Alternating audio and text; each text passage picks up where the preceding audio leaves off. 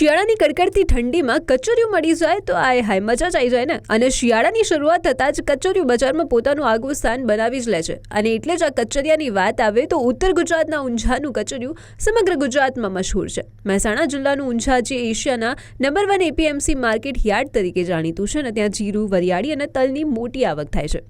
ઉચ્ચ ગુણવત્તાવાળા તલની આવક વધુ હોવાથી શિયાળામાં ઊંઝામાં કચોરિયાનો બિઝનેસ ખૂબ જ ફૂલ્યો ફાલ્યો છે. અને તેથી જેવી શિયાળાની શરૂઆત થાય છે કે ઊંઝાના માર્કેટમાં કચોરિયાની અનેક દુકાનો શરૂ થઈ જાય છે. ઊંઝાના કચોરિયાની ગુણવત્તાને કારણે જ માત્ર ઉત્તર ગુજરાતમાં જ નહીં પરંતુ વડોદરા, સુરત અને ગુજરાતના ખૂણે ખૂણે તેની જબરજસ્ત ડિમાન્ડ છે.